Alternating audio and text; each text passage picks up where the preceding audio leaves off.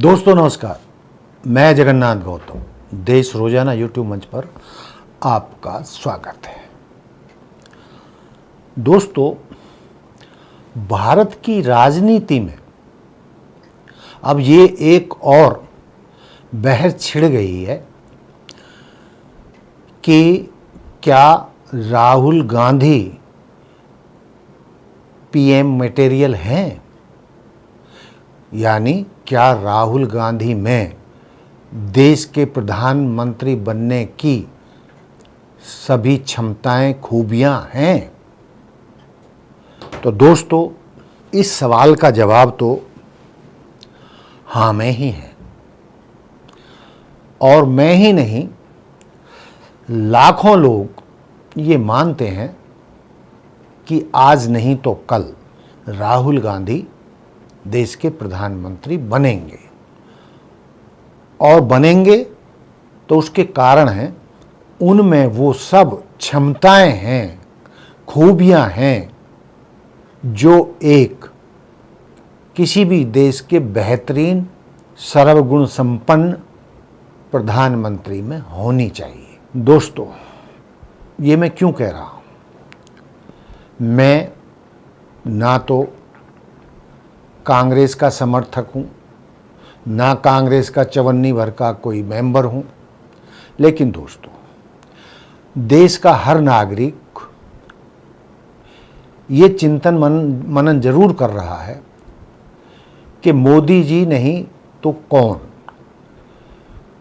कोई भी व्यक्ति हमेशा के लिए अपनी कुर्सी पे नहीं रह सकता। 1947 से आज तक लगभग 78 वर्षों में देश में समय समय पर दर्जनों प्रधानमंत्रियों ने देश की सत्ता को संभाला है और सब में कोई ना कोई खूबियां थीं, तभी वो देश के प्रधानमंत्री बने। आज की तारीख में नरेंद्र मोदी जी हैं, वो देश के प्रधानमंत्री हैं। मैं ये नहीं कहता कि उनमें खूबियां नहीं हैं, उनमें खूबियां हैं तभी तो देश के प्रधानमंत्री बने और तीसरे टर्म में भी प्रधानमंत्री चल रहे हैं। ईश्वर उनको लंबी आयु दे दोस्तों। लेकिन जैसा कि मैंने पहले कहा, जो आया है सो जाएगा, राजा रंग फकीर। कोई भी व्यक्ति प्रधानमंत्री की कुर्सी पर हमेशा के लिए नहीं रह सकता। तो एक दिन मोदी जी को भी कुर्सी से हटना है। कब हटते हैं? और यदि हम कुछ वरिष्ठ पत्रकारों, राजनेताओं, विपक्षी दलों, राजनीतिक पंडितों के विचार सुनकर माने तो उनका दावा है कि मोदी जी की उल्टी गिनती शुरू हो चुकी है। और ये भी कहा जा रहा है कि पार्टी में भी अंदर खाने उनका भारी विरोध है। और सबसे बड़ी बात, जो बीजेपी का, भाजपा का मातृ संगठन आरएसएस है, उसके प्रमुख मोहन भागवत जी भी इशारा कर चुके हैं कि 75 साल की आयु में राजनीति से हर व्यक्ति को हट जाना चाहिए। ये परिपक्व उम्र होती है और इसके बाद आदमी की क्षमताएं कम होने लगती हैं इतने बड़े देश को संभालने के लिए। तो ये जो उनका बयान है, तो ये माना जा रहा है कि उन्होंने मोदी जी को इशारा किया है कि अब आपकी आयु हो चुकी है, आप सितंबर में 75 साल के हो जाएंगे और अब आप कुर्सी छोड़ दीजिए। चूंकि आपने बहुत लोगों को किनारे किया है, अडवाणी जैसों को, मुरली मनोहर जोशी को। इस लाइन में दर्जनों भाजपा के वो वरिष्ठ नेता हैं जिन्होंने भाजपा को बनाने और सत्ता तक पहुंचाने का काम किया है। लेकिन मोदी जी ने आते ही सबसे पहले जिन्होंने भाजपा को बनाया था, संवारा था और सत्ता के द्वार तक पहुंचाया। मोदी जी ने उन सभी को सलाहकार समिति में भेज दिया, लेकिन सलाह उनसे कभी ली नहीं। तो भागवत जी भी चाहते हैं कि अब मोदी जी को भी उसी क्लब में शामिल हो जाना चाहिए जहां आपने 75 साल के होने पर भाजपा के नेताओं को एक कोने में बिठा दिया, और वहीं से अब आगे उनको सलाह देनी चाहिए। और भाजपा में अन्य बहुत नेता काबिल हैं, नए लोगों को, युवा लोगों को अब भाजपा को अपना प्रधानमंत्री चुनना चाहिए। तो दोस्तों, ये मैं नहीं कह रहा, ये बात आरएसएस प्रमुख ने कही है। जैसा कि मैंने बताया कि आरएसएस, राष्ट्रीय स्वयंसेवक संघ, भाजपा का मात्र संगठन है और सारी राजनीति आरएसएस के दम पर होती है।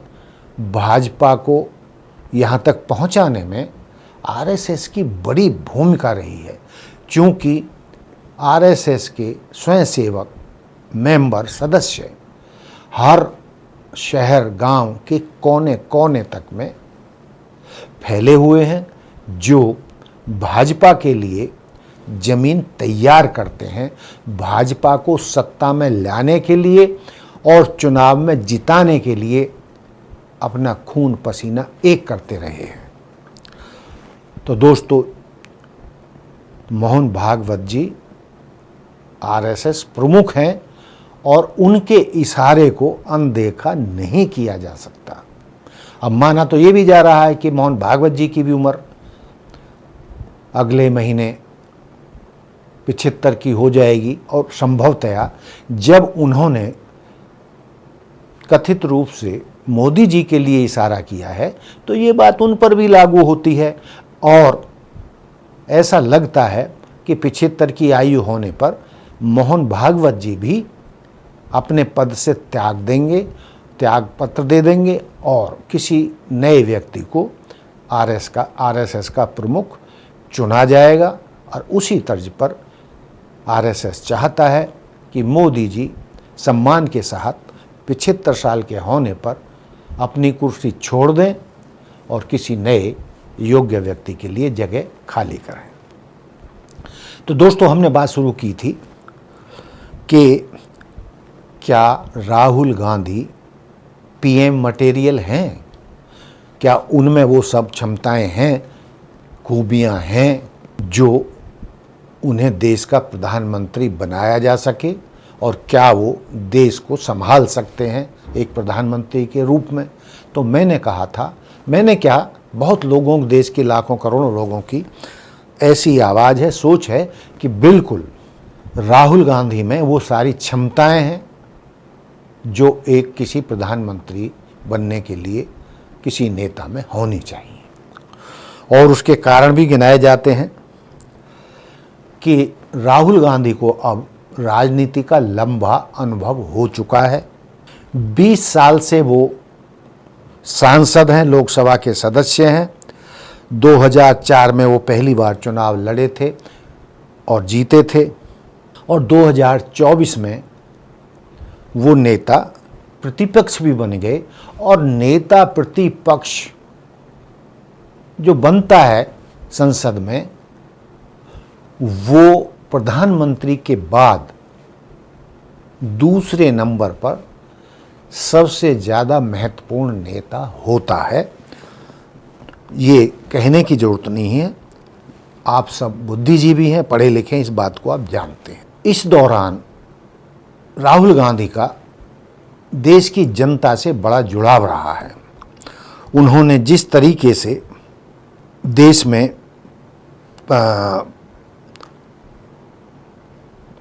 भारत जोड़ो यात्रा और भारत न्याय यात्रा की, उससे उन्होंने करोड़ों लोगों के साथ सीधे संवाद किया। देश को, समाज को, हर जाति धर्म की मंशा को और मनोविज्ञान को उन्होंने समझा। जाति जनगणना, युवाओं के लिए रोजगार, महिलाओं को आरक्षण जैसे मुद्दे जो उन्होंने संसद में और संसद के बाहर उठाए हैं, और अब जिस तरीके से उन्होंने पिछले कुछ समय से संविधान की रक्षा का प्रण लिया है और वो संविधान की प्रति को सीने से लगाए हुए संविधान की रक्षा का आंदोलन चला रहे हैं, वो अपने आप में बहुत बड़ी बात है, बहुत बड़ा संदेश है। और इसके अलावा 2024 के लोकसभा चुनावों में राहुल गांधी और उनके साथी इंडिया गठबंधन चुनाव में बीजेपी को 272 यानी पूर्ण बहुमत से नीचे रखने में कामयाब हुए। ये कांग्रेस, राहुल गांधी और इंडिया गठबंधन की बहुत बड़ी सफलता थी।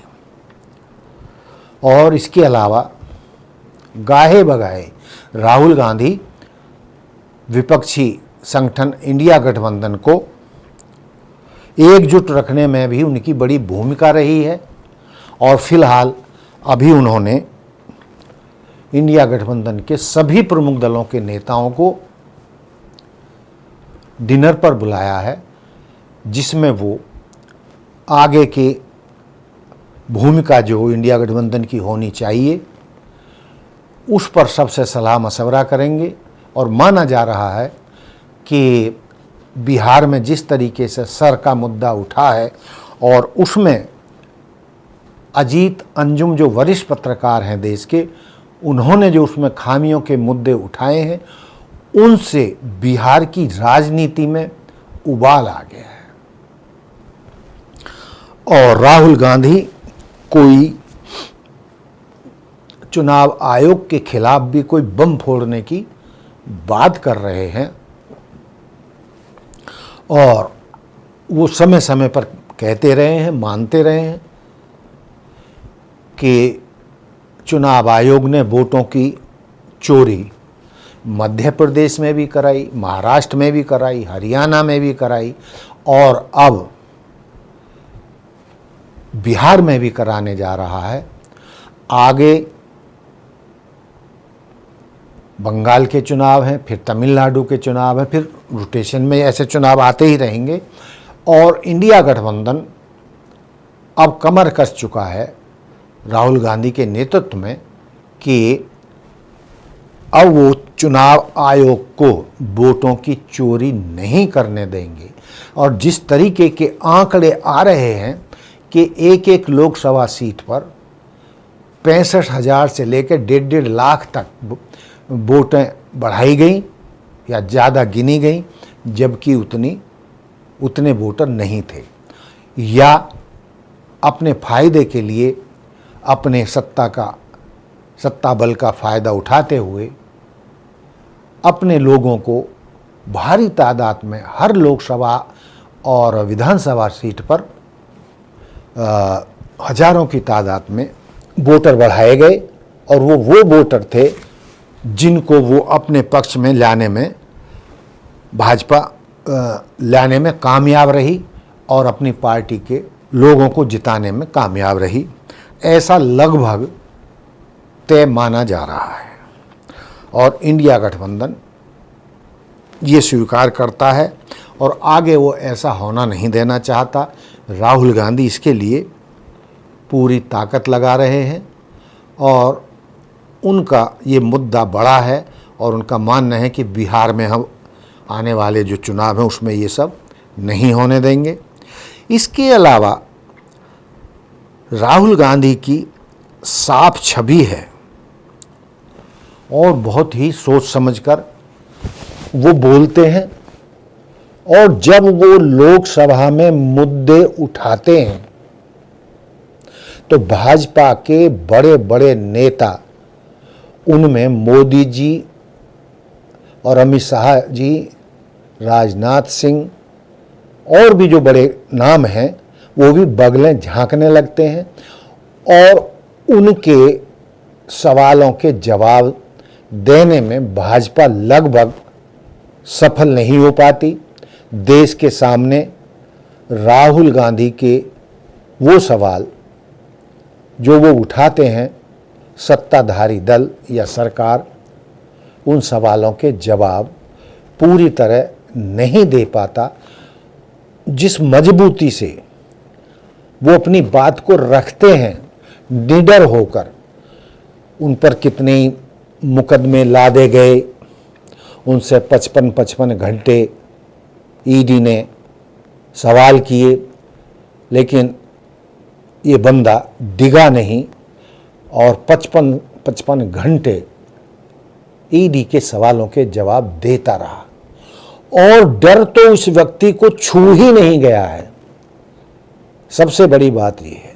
और ये जो डर वाली बात है वो उसी आदमी में हो सकती है जो अंदर से और बाहर से पाक साफ हो, ईमानदार हो और भ्रष्टाचार उसको छू ना गया हो। और दोस्तों, तो जितना भी सत्ताधारी दल ने राहुल गांधी को झुकाने की कोशिश की, वो उतने ही मजबूत होकर उभरे। इसमें भी किसी को शक और शुबा की गुंजाइश नहीं होनी चाहिए। और लास्ट में ये कहते हुए कि वो क्यों प्रधानमंत्री बनने चाहिए, उसके और भी कई बड़े कारण हैं। राहुल गांधी की सोच में नेहरू, गांधी, डॉक्टर अंबेडकर और मान्यवर काशीराम की सबकी सम्मिलित सोच है और वो सारे समाज की, बहुजन समाज की समस्याओं को उठाकर तेजी से आगे बढ़ रहे हैं। और पंडित नेहरू जैसा विद्वान प्रधानमंत्री विरले ही होते हैं, इसमें कोई शक शुबा की गुंजाइश नहीं है। जिस हालत में देश नेहरू जी को मिला था, उस हालत में उन्होंने स्वतंत्र भारत की बहुत बेहतरीन तरीके से नींव रखी और उसको आगे बढ़ाया। डैम बनाए और उद्योग लगाए, लोकतंत्र को मजबूत किया और एक निर्गुट सम्मेलन उन्होंने किया, यानी ऐसे राष्ट्रों को दुनिया भर के इकट्ठा किया जो किसी गुट में नहीं रहना चाहते थे। ये भी उनकी बहुत बड़ी सफलता थी। वो बात अलग है कि हिंदी चीनी बाई बाई का नारा देकर चीन ने भारत की पीठ में छुरा घोंपा और नेहरू जी के साथ उन्होंने दगा किया, धोखेबाजी की और भारत पर हमला किया। इस बात को शायद पंडित नेहरू समझ नहीं पाए थे, लेकिन उनके योगदान को भुलाया नहीं जा सकता। राहुल गांधी में गांधी जी जैसी शालीनता और उनके बताए रास्ते पे चलने की क्षमता है और गांधी जी के रास्ते पे चलकर ही वो आगे बढ़ रहे हैं। अपनी दादी इंदिरा गांधी जैसे मजबूत इरादे, स्पष्ट फैसले उनके खून में हैं और इससे आगे बढ़कर जो चीज़ें बहुजन समाज को पसंद आती हैं कि संविधान की रक्षा का जो उन्होंने प्रण लिया है और बाबा साहब अम्बेडकर को वो जितना मानते हैं, शायद आज की तारीख में और कोई नहीं मानता होगा। और उन्होंने जहां बाबा साहब के बनाए हुए संविधान को आगे बढ़ाने का काम किया है, उसकी रक्षा करने का काम किया है, वहीं बहुजन समाज को, SC ST OBC अल्पसंख्यक समाज को अपने साथ जोड़ने के लिए, कांग्रेस के साथ जोड़ने के लिए वो मान्यवर काशीराम से भी आगे बढ़ गए, उनकी सोच से भी आगे बढ़ गए हैं। जिस तरीके से मान्यवर काशीराम ने 1585 का नारा दिया था कि इस देश पर 15% लोग कथित उच्च वर्ग की जातियों के लोग, ब्राह्मण, बनिया, ठाकुर, ये लोग राज करते हैं और 85% को उनका गुलाम होकर काम करना पड़ता है। उनके साथ उनका जो है ये 85% लोग आतंक भी सहते हैं, उनका दुर्व्यवहार भी सहते हैं, उनकी गालियां भी सहते हैं, उनकी गुलामी को भी मजबूर होते हैं। तो उन्होंने तो 1585 को छोड़कर 100 में से 90 लोगों की लड़ाई लड़ने का प्रण लिया है।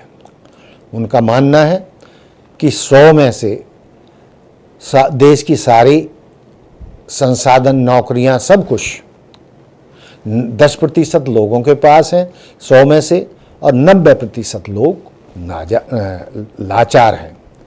चाहे नौकरियों का मामला हो, चाहे कारपोरेट जगत का मामला हो, चाहे व्यापार का मामला हो, चाहे राजनीति का मामला हो, और इससे भी बढ़कर चाहे अदालतों में बहुजन समाज के जजों के प्रतिशत या संख्या का मामला हो, यानी हर जगह उनके हकों को मारा जा रहा है। और चाहे महिलाओं का मुद्दा हो, आज की तारीख में जिस मजबूती से राहुल गांधी बेरोजगार युवाओं का मुद्दा उठा रहे हैं, बहुजन समाज की समस्याओं को गहराई से समझ रहे हैं, तो जो बहुजन समाज के लोग काशीराम समर्थक थे, डॉक्टर अंबेडकरवादी थे, भारी तादाद में राहुल गांधी से जुड़ गए हैं। और राहुल गांधी अपने तौर तरीकों से, अपनी नीतियों से बहुजन समाज को लुभाने में कामयाब रहे हैं। चाहे एससी हो, एसटी हो, ओबीसी हो, माइनॉरिटी हो, आज ये सारा वर्ग जो देश का 85-90% है, उनको बहुत ही संभावना भरी नज़रों से देख रहा है। और देश के करोड़ों बहुजन समाज के लोग राहुल गांधी को देश का प्रधानमंत्री देखना चाहते हैं। और उनका मानना है कि राहुल गांधी जैसी छवि और सोच का व्यक्ति ही देश के सभी वर्गों को न्याय दिला सकता है। इसलिए राहुल गांधी का प्रधानमंत्री बनना जरूरी है और उन्हें प्रधानमंत्री बनना चाहिए। मैं किसी के खिलाफ नहीं हूं, क्योंकि मैं राजनीतिक व्यक्ति नहीं हूं, लेकिन दोस्तों ये भी सच है कि जिस तरीके से मान्यवर काशीराम ने पूरे देश में बहुजन समाज को खड़ा किया था और उसको अपनी ताकत का एहसास कराया था, आज काशीराम का बहुजन समाज भारी तादाद में राहुल गांधी के साथ जुड़ गया है और लगातार जुड़ता जा रहा है। और यदि इन समाजों का, बहुजन समाज का जुड़ने की यही स्पीड राहुल गांधी और कांग्रेस के साथ रही, तो दोस्तों देश के करोड़ों लोगों का मानना है कि एक ना एक दिन आने वाले दिनों में राहुल गांधी देश के प्रधानमंत्री अवश्य बनेंगे। आज बने, कल बने, परसों बने, 2 साल बाद बने, 2029 में बने, या उससे आगे भी चले जाएं, लेकिन एक दिन राहुल गांधी देश के प्रधानमंत्री बनेंगे और उसमें देश के प्रधानमंत्री होने की सभी क्षमताएं मौजूद हैं।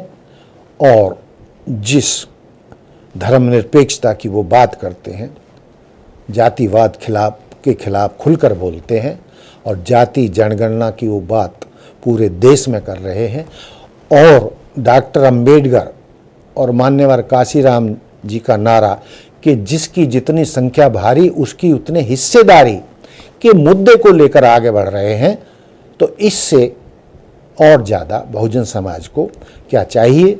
इसीलिए बहुजन समाज तेजी से उनके साथ जुड़ रहा है। तो दोस्तों, मेरा ऐसा मानना है, जो मैंने अपने विचार रखे हैं, मैं लोगों से बातचीत करता हूँ, हर वर्ग के, बहुजन समाज के, हर जाति धर्म के लोगों से बातचीत करता हूँ, तो उससे ही ये विचार मेरे मन में आए हैं कि मैं इस विचार को आपके सामने रखूं कि क्या राहुल गांधी एक प्रधानमंत्री पीएम मटेरियल हैं। तो दोस्तों, सारा विश्लेषण करने के बाद हम इसी नतीजे पर पहुंचते हैं कि राहुल गांधी में देश के प्रधानमंत्री बनने की सभी खूबियां, क्षमताएं मौजूद हैं और एक दिन वो अवश्य देश के प्रधानमंत्री बनेंगे। वो पीएम मटेरियल हैं, इसमें कहीं कोई शक शुबा की गुंजाइश नहीं बची है। तो दोस्तों, ये था मेरा आज का मुद्दा। देखते रहिए देश रोजाना। हमारे साथ जुड़े रहने के लिए सब्सक्राइब करें देश रोजाना के YouTube चैनल को और नई वीडियो की नोटिफिकेशन पाने के लिए बेल आइकन जरूर दबाएं। अगर आप ये वीडियो Facebook या Instagram पर देख रहे हैं तो पेज को लाइक और फॉलो जरूर करें और ज्यादा से ज्यादा शेयर करें।